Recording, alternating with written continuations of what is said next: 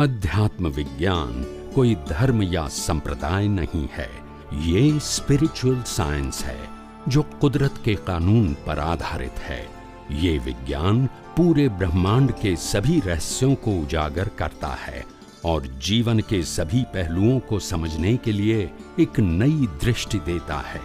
इसी को art of vision कहते हैं, दुनिया को देखने की एक नई दृष्टि, जो अध्यात्म विज्ञानी परम पूज्य स्वामी श्री कमलेशानंद जी के निर्देशन में सनातन सत्य का अनुसंधान कर हमारे जीवन को प्रकाशित करे।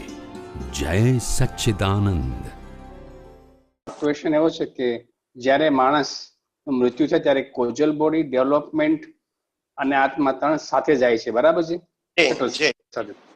હવે એ આત્મા જ્યારે મનુષ્યનીમાં જાય ત્યારે બરાબર છે કે તેનું ડિસ્ચાર્જ તરીકે એ અને ત્યાં નવો પ્રતિસાદમાં મળે છે, પણ જ્યારે પશુઓનીમાં જાય તો ત્યાં ડિસ્ચાર્જ તરીકે ખાલી એને ભોગવટો હોય છે કે ભાઈ આ ગયા જન્મમાં જે એને કર્મ કર્યાના આધારે પશુઓનો ડિસ્ચાર્જ થઈ પૂરો થઈ જાય છે, પણ ત્યાં નવું કોઝલ બોડી કઈ રીતે બંધાય?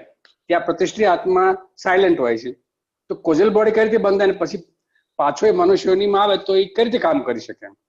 એ તો આપણે કીધું છે ને કે એક મનુષ્ય ભાવમાં ઓછામાં ઓછો એક ભાવનો અને વધારેમાં વધારે 8 ભાવના કર્મ બાંધી શકે છે. નહીં પણ બરાબર છે, પણ એક આ અવતારમાં જે કર્મ બાંધ્યા બીજા અવતારમાં ડિસ્ચાર્જ થાય છે, તો મનુષ્યોનીમાં ડિસ્ચાર્જ થયા પહેલા પશુઓનીમાં ડિસ્ચાર્જ થયા પછી એને કર્મ બંધાયા જ નથી, પછી પાછો મનુષ્યોનીમાં આવે તો કઈ રીતે એનો કોઝલ બોડી કઈ રીતનું હોય? એટલે કુદરતનો નિયમ તમે સમજી જાઓ. કુદરતનો કાનૂન એ છે કે મનુષ્ય ભાવમાં આવ્યા પછી કોઈ પણ વ્યક્તિ મનુષ્ય ભાવના કર્મો બાંધવા એના માટે ફરજિયાત છે. ફરજિયાત છે. મનુષ્ય ભાવમાં આવ્યા પછી મનુષ્ય ભાવમાં આવવાના કર્મ બાંધવા એના માટે ફરજિયાત છે. પણ મનુષ્ય ભાવ સિવાયના કર્મો બાંધ્યા હોય એ પહેલા પૂરા કરવા પડે, છેલ્લો પાછો મનુષ્ય ભાવ આવે. એટલે એક કોઝલ બોડી ખાલી પશુઓની પૂરતું છે, બાકીનું પછી પાછું ફરી એક કોઝલ બોડી કેરી ફોરવર્ડ થાય મનુષ્યનીમાં આવે? ના, એ બધા કોઝલ બોડી અલગ અલગ પ્રકારના ફોર્મમાં હોય. એ પશુ યોનિનું ભોગવી લે, નરકગતિનું નરકગતિમાં ભોગવે, દેવલોકનું દેવલોકમાં ભોગવે અને પાછો મનુષ્યમાં આવીને પાછું મનુષ્યનું ભોગવે. એ એની ક્ષમતાનો પ્રશ્ન છે. એટલા પ્રકારના લાઈફના કોઝલ બોડી એક બર્થમાં બાંધે છે.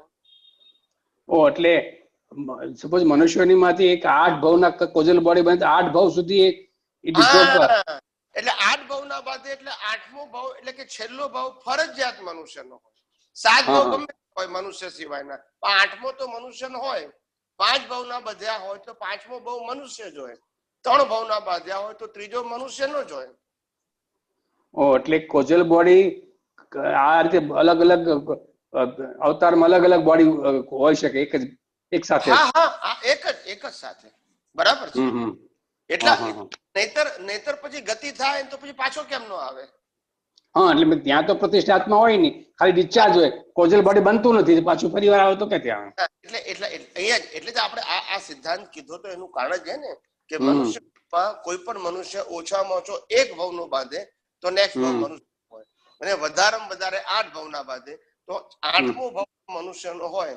જેટલા ભાવ બાંધે એમાં છેલ્લો ભાવ મનુષ્યનો આવે એટલે પાછું એ પૂરા કરે અને પાછું નવું સર્જન કરે. બાકી બધામાં તો વિસર્જન જ છે. બરાબર છે. ઓકે. આ ક્વેશ્ચન કાયમ પૂછવાતો હતો.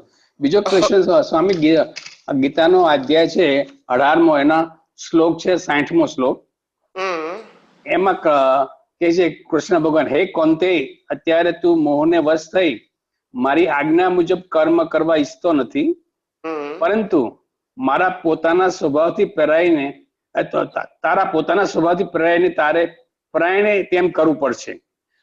તો હવે એમાં દ્રવ્ય ક્ષેત્ર અને કાળ કઈ રીતે કામ કરે? પોતાના સ્વભાવથી કામ કરવું પડશે કે ક્ષત્રિય છે તે લડવું જ પડશે, કઈક પેલો લડશે સામે તો?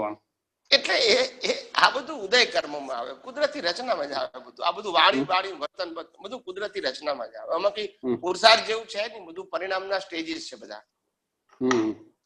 પુરુષાર્થ પરિણામના સ્ટેજીસ છે બધા. તો ત્યાં દ્રવ્ય ક્ષેત્ર કાળ કામ નહીં કરે. ના ના, એ જ પ્રમાણે ક્ષેત્ર કાળ ભાવ પ્રમાણે જ એની વાણી, વર્તન, વિચારો વ્યક્ત થાય છે એના નિમિત્તને આધીને. જેમ જેમ તમારું ખિસ્સું કપાવવાનું તો ચોર ભેગો થવાનો છે, તમે નથી ફોન કર્યો એને. એમ તમારું ભવિષ્ય, તમને યુદ્ધ કરવું નથી પણ કરવાનું હશે તો કુદરત તમને એવા સંજોગ ભેગા કરશે કે તમે યુદ્ધ કરો, પણ એ પરિણામના ભાગમાં જ છે. એટલે ટોટલ ડિસ્ચાર્જ છે અર્જુન નું બધું. એમાં ઈ કરે કે ના કરે એ ડિસ્ચાર્જ માં જ છે. જ્ઞાન આપ્યું કે ડિસ્ચાર્જ જ છે. ઓલ જેટલા પણ જન્મે છે બધાનું ડિસ્ચાર્જ જ છે, બધા એનું પ્રિન્સિપલ એક બધાનું. જય સચિદાનંદ. જય સચિદાનંદ. જય સચિદાનંદ સ્વામીજી. જય સચિદાનંદ.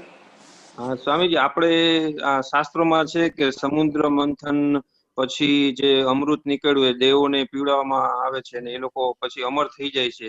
તો એવું તો આપણા સિદ્ધાંતમાં આમ ગોઠવીએ તો એ ફિટ બેસતું નથી, એટલે કન્ફ્યુઝન થાય છે. એ સમજાવો ને જરા. એટલે આ આપણા માટે સમુદ્ર મંથન એટલે આ જ્ઞાન અને અજ્ઞાન બંને માંથી મંથન કરીને વિજ્ઞાન સમજીએ છીએ, એ આપણા માટે સમુદ્ર મંથન છે અને એનાથી મોક્ષ મળે છે. બીજું શું? બરાબર, એટલે એ મોક્ષ ને જ અમરત્વ રૂપક છે બધું, રૂપક છે બધું. જી જી, બરાબર. શાસ્ત્રોમાં તો એમ જ લખે ને બધું. હા હા હા, બરાબર, સમજાય ગયું. મંથન એટલે વનોનું કરવું. એક બાજુ સામાજિક જીવન છે, એક બાજુ ધાર્મિક જીવન છે. આ બંને જીવન એ મોટા ભાગના લોકોના હોય. એમાંથી આપણે આધ્યાત્મ તરફ જવું એ મંથન કહેવાય. બાકી સામાન્ય રીતે લોકો સામાજિક અને ધાર્મિક જીવન તો માસ ઓફ પીપલ જીવતા જ હોય છે. જી જી, એ સાર જેવું નથી, એ કોમન લાઈફ છે. બરાબર. હા, લોક સંજ્ઞાને આધારે. પણ જે લોકો આ બંનેમાંથી મંથન કરીને આધ્યાત્મ માર્ગે જાય છે એ લોકો પાસે કઈક વિશિષ્ટ પ્રકારની સમજણ, દ્રષ્ટિ પ્રાપ્ત થઈ છે. એ લોકોના જ પુણ્યથી, કે જેને કારણે એ લોકો આધ્યાત્મ માર્ગે આગળ વધે છે, કે જે જગત જોઈ શકતું નથી પણ પોતે અનુભવી શકે છે. જી જી, બરાબર. બાકી જગત જે જોઈ શકે છે એ બધું લોક સંજ્ઞાના માર્ગ છે. ધર્મ હોય કે સામાજિક જીવન, પણ દુનિયા જોઈ શકે એ બધા લોક સંજ્ઞાના માર્ગ છે. જી જી, બરાબર છે. બીજું કઈ પૂછવું છે? ના ના, બસ બસ. જય સચિદાનંદ. જય સચિદાનંદ.